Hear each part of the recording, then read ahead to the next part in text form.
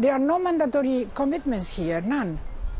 Okay, let's take that point to Monica. Some maybe good intentions, but is there enough mechanism that can commit countries to actually achieving these good intentions? I see things differently.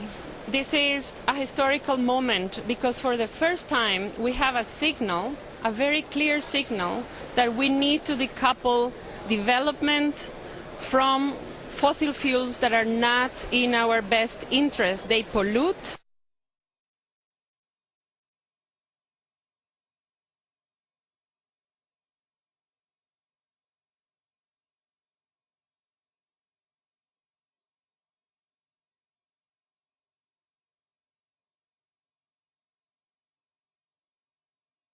They are expensive and they have no place in the 21st century. So this is the first moment where the international community comes together despite their differences, and they agree that they have to, between now and 2050, do something. So having 186 plans on the table is unprecedented. I was a negotiator, and when I have in front of me texts that says that we are going to have cycles of improvement, cycles of transparency, commitments by developed countries, but also voluntary contributions from developing countries, what it tells me is that we're finally understanding that this is no longer a conversation between the North and the South, but it's also a conversation within the South, because we need more intra-South solidarity.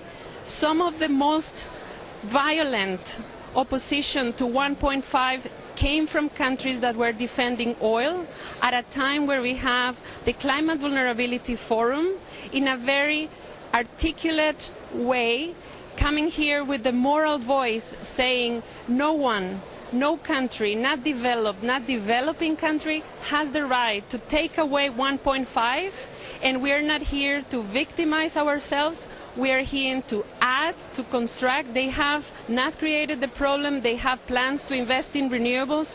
The economics of renewables are getting better. The impacts of climate change are getting more visible.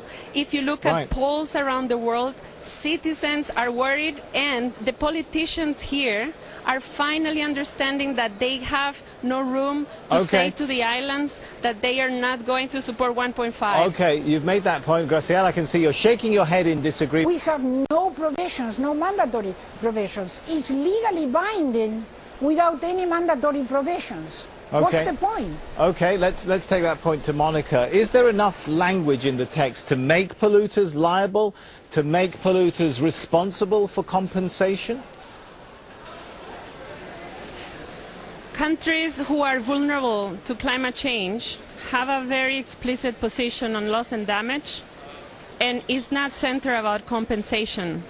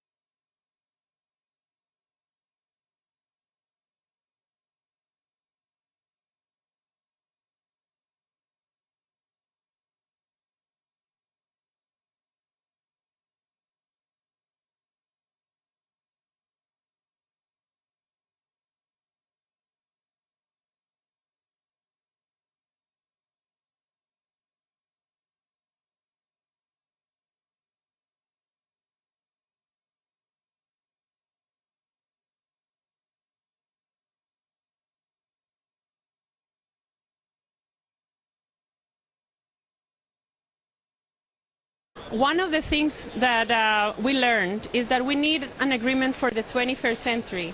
The Kyoto-style agreement is not what we need. What we need is to connect the dots domestically. We need countries in the developing world in particular, to do this because we understand the benefits. So the world that was described by our Argentinian colleague is a world where decarbonization is presented as a burden. I belong to a different world where decarbonization is a benefit. It creates clean air, it creates jobs, it reduces our imports of oil, and on top of that, it basically reduces the amount of people who get lung diseases. So my point here is that everybody who is serious, and by the way, the Argentinian plan is very weak. In my country, for example, the plan submitted for Paris is not conditional on money. The plan submitted by Brazil is not conditional on money, and you know why? Because we understand that we have to make this transition in this century because we don't want to depend on fossil fuels. Okay, but Monica, another thing that we understand very clearly... Would you not agree, don't developing countries, at least many developing countries, need some help in order to embrace that beneficial transition? And they are they getting enough help? Are they getting enough money? Is there enough of a commitment for money, for technology? No, they are not. Let me tell you what the Climate Vulnerability Forum will Okay, say. Graciela, let's give her a chance. Let's give Monica a chance to finish the sentence, and then we'll come back to you in a minute, Graciela. Go ahead, Monica. Thank you. I will tell you that the Climate Vulnerability Forum has countries from Africa, Asia, Latin America. They are small, they are beautiful, they are very vulnerable, and they are saying things that no other country is saying.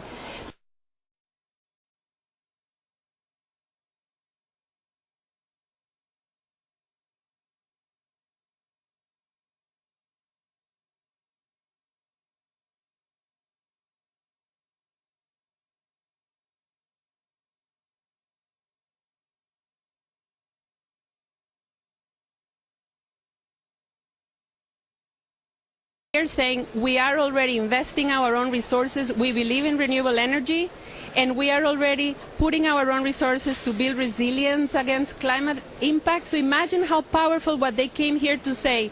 We can do more if you support us, but they are not in the 20th century mindset that you need money and you won't do anything unless you get the money. We, the progressive countries who are clear on this, have stopped begging for money. What we say is we will put our own resources, and if you support us, we will do more. So listen to what the most vulnerable countries are saying.